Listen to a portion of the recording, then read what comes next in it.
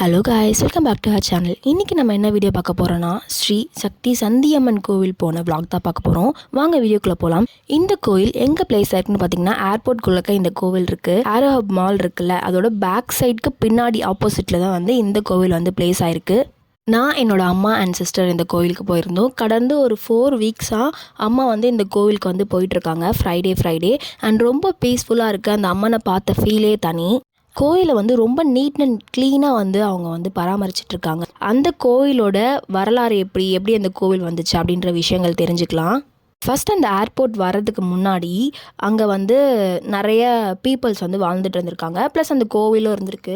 அப்போ அந்த airport build பண்ணுறதா அவங்க முடிவு பண்ண உடனே அந்த பீப்புள்ஸ் கிட்டலாம் போய் கேட்கும் போது நம்ம கவர்மெண்ட் வந்து சொல்லியிருக்காங்க, அவங்களுக்கு நாங்கள் வேறு பிளேஸ் வந்து ரெடி பண்ணி தரோம்.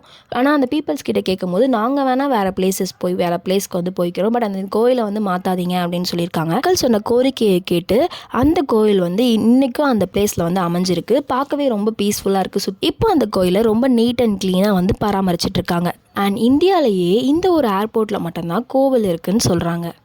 நாங்கள் போன பொழுது அந்த கோயில் அம்மனை வந்து நல்லா தரிசனம் செஞ்சுட்டு அண்ட் அவங்களுக்கு பூலாம் கட்டி கொடுத்துட்டு பிரகாரத்தை ஃபுல்லாக சுற்றிட்டு அங்கே வந்து சிவனும் இருக்காங்க அண்ட் முருகன் அண்ட் இன்னும் நிறைய கடவுள்கள் வந்து அங்கே இருக்காங்க. ஸோ அவங்க எல்லாரையுமே பிரார்த்தனை பண்ணிவிட்டு துர்கை அம்மன் பின்னாடி இருந்தாங்க. அவங்களுக்கு வந்து ஒரு எலுமிச்சையில் நாங்கள் வந்து விளக்கு போட்டு நல்லா சாமி கும்பிட்டுட்டு எங்களோட வேண்டுதெல்லாம் அங்கே அம்மன்கிட்டையும் அண்ட் இந்த அம்மன்கிட்டையும் சொல்லிவிட்டு நாங்கள் வந்து பிரகாரத்தை சுற்றிட்டு வந்து உட்காந்துருந்தோம்.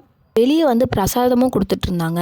அப்படியே லைனில் நின்று பிரசாதமும் வாங்கிட்டு அப்படியே சாப்பிட்டுட்டு இருந்தோம்.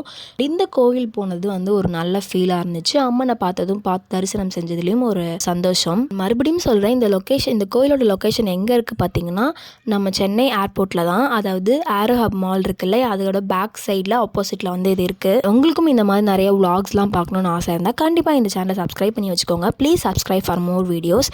அண்ட் இந்த மாதிரி இன்னொரு சூப்பரான வீடியோவில் உங்களை வந்து சந்திக்கிறேன். Until then, it's bye from Shiva's View. Tata, bye bye.